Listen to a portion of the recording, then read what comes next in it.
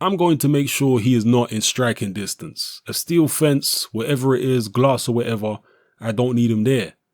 When tensions are high and when guys are scared, they do crazy things. There needs to be some protection between us, and a human being is not protection enough. The steel fence worked for that fight with Chisora. I'm not sure it looks great for the sport of boxing, but having a bunch of security between us looks messy. I'd love to have confidence that he will keep his hands to himself, but I don't have any confidence in him. I don't have any confidence in his mental state. I think it would be very irresponsible of both our teams if we are both in striking distance of each other. Hopefully there will be some sort of precautions put in place so that doesn't happen. That would be an absolute nightmare. Imagine both of us being in great shape, both of us ready to fight, then he pushes me and I react, and then it's messy. Next week, he will know this is it. There is nothing he can do to change the result of the fight other than to relax.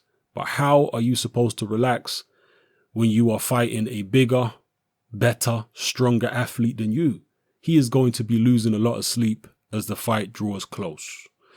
Those are the words of David Haye talking about his upcoming fight with Tony Bellew and the pre-fight antics or potential antics. We all know that last time these two guys were face to face, it turned into a little scuffle. So David Haye doesn't want a repeat of that. Apparently, according to promoter Eddie Hearn, both guys are kind of on their final warning with the British Border Boxing Control, at least with regards to this fight.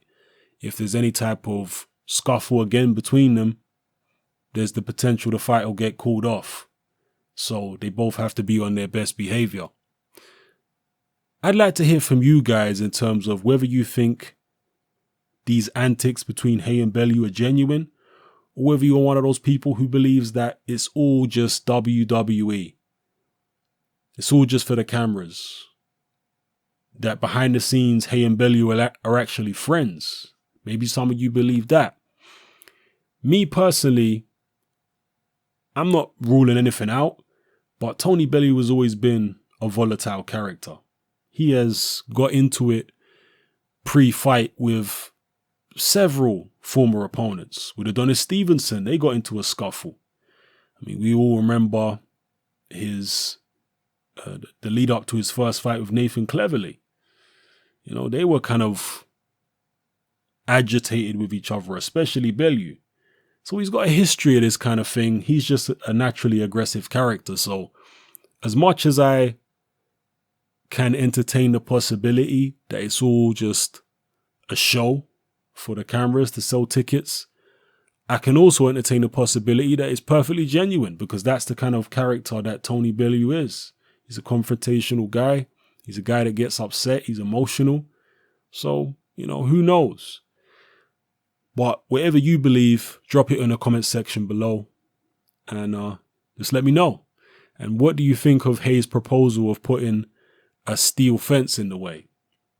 Notice that it's never the opponent who wants to put a steel fence in the way. It's always David Haye. Haye is a guy who doesn't really like confrontation. We know that he's a vicious guy in the ring, but outside the ring, he doesn't like to get himself in mix-ups. He did obviously against Derek Chisora that time in Germany, but you know, if you ever see him outside the ring, face to face with somebody, he's usually quite tense and worried about how the situation is going to go down. Like Shannon Briggs a couple of months ago was face to face with him, and Haye looked, you know, nervous and twitchy. So he don't like situations like that outside the ring. Whereas guys like Briggs and even Bellew, these guys are a lot more, you know, confident in situations like that outside the ring. You know, particularly when you got guys who are, you know, more street guys than, because David Haye was never a street guy. He's always a guy who can obviously handle himself in a boxing ring, but he's never been a street guy.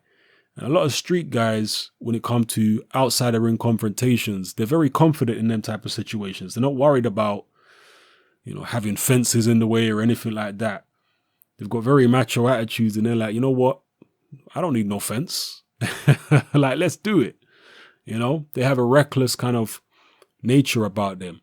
Whereas David Haye is a bit more cautious. He really wants to keep it in the ring.